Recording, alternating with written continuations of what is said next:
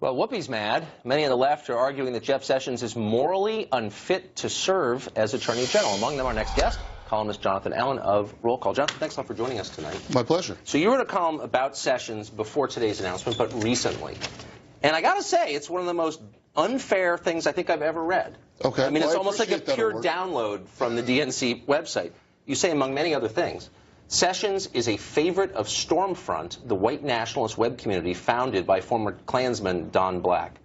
Is there any evidence that he's had contact with Stormfront, endorsed Stormfront, or are you just smearing him on the basis of their endorsement of him? Well, look, I'm not saying that he's like a member of Stormfront or anything. What are you saying? I'm saying that he is a favorite of people who hold bigoted views, and that's not. So if someone you don't like says something nice about you, you're tainted by that? Well, I think if you look at the history and the pattern of Jeff Sessions, he said things over the course of time that should make you said something really specific. You said endorsed by Stormfront. But I'm sure he would disavow that immediately. So why is that fair to write that? He hasn't disavowed it that I know of. Oh, so you think he agrees with Stormfront? Is that what do you have evidence for that? I don't know, but the point that I would make about Jeff Sessions and the larger point of the column is Americans should have a right to feel that they are going to be equally protected under the law. And Jeff Sessions, over the course of time, and I pointed out a lot of other things in that column, has said and done things that should make people some people feel uncomfortable with the idea that he's going to treat them fairly under the law. I don't think, here's what people have a right to, is the expectation that if someone's going to throw out a charge, that it's substantiated. It's not just by implication in this McCarthyite way. You say, among other things that I'm quoting now, surely Sessions wouldn't try to resegregate the American armed forces in which he served. Really? Jonathan Allen, surely you wouldn't batter a child.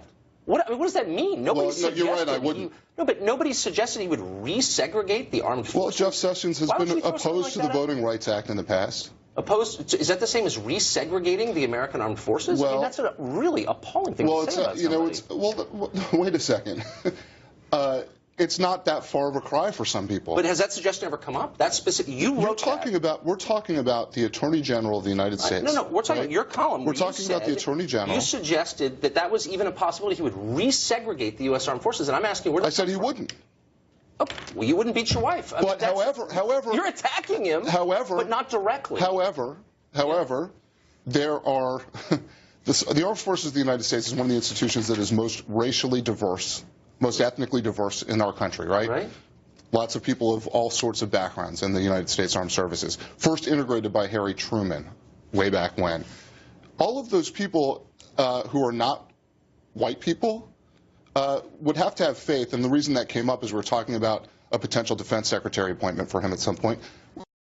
Able to have faith that their leader doesn't discriminate against them or is not prejudiced against them. Because there's literally no possibility that he wants to do that, that he would suggest doing it, or that he would do it. But you're fear-mongering. But by the way, you know what else is a very diverse place? Is the state of Alabama, which he's represented for 20 years. It's 25% African-American.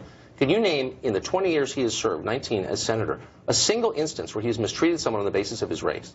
Ever. One.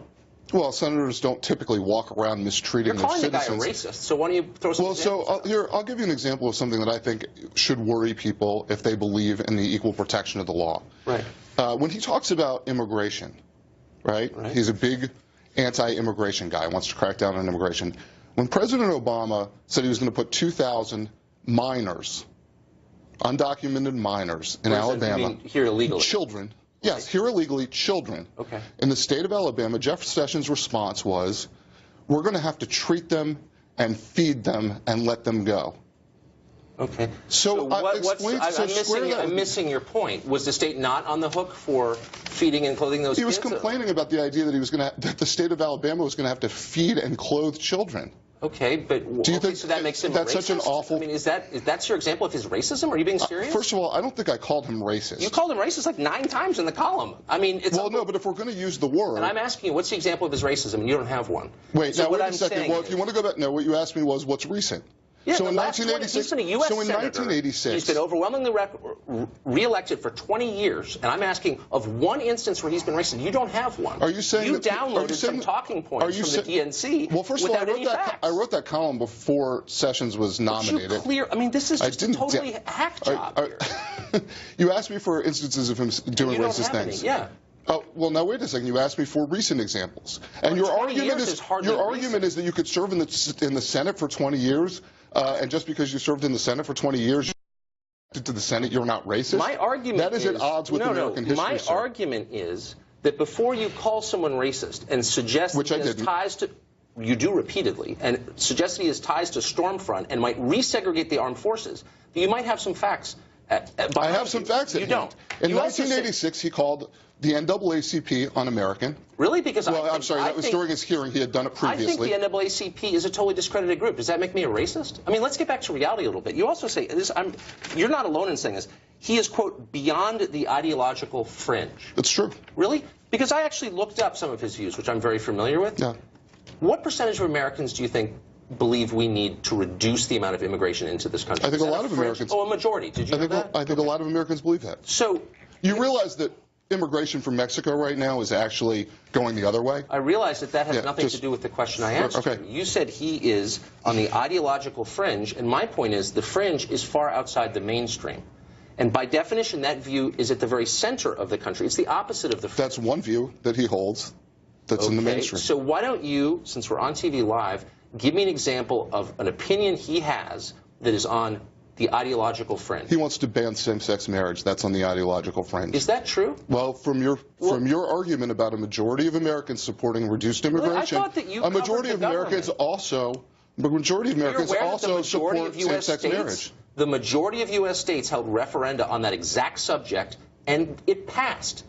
So, like, what world are you in? A majority of the American people, go look at polling, a majority of the American people, and by the way, the Supreme Court of the United States, right, he's going to uphold the laws. But at the moment when it was, look, I'm not arguing against gay marriage, just to be totally clear. I'm just saying to be out or beyond, as you put it, the ideological fringe, you have to have a view that is held by a tiny minority, and you have not named one. He believes. So this is a slur against him. Wait a second. He believes that the Confederate flag, as he said a couple of years ago, represents a great achievement of the United States. Okay, well, I don't even know what that means, but that's the basis upon which you're saying he's, quote, beyond the ideological. I think that's beyond the ideological. You're carrying water for the Democratic Party, and you're smearing this guy without engaging his ideas. That's I wrote about this before this even became an issue. Well, they were going carrying water, talking points. I mean, that's These ridiculous. are pure talking points because you don't back it up. I would go write a column where you say, he says this is the policy that he proposes, and here's why it's wrong. And instead it's, he's endorsed by Stormfront. He said the KKK was okay until he found out that they smoked pot. You know, I can't.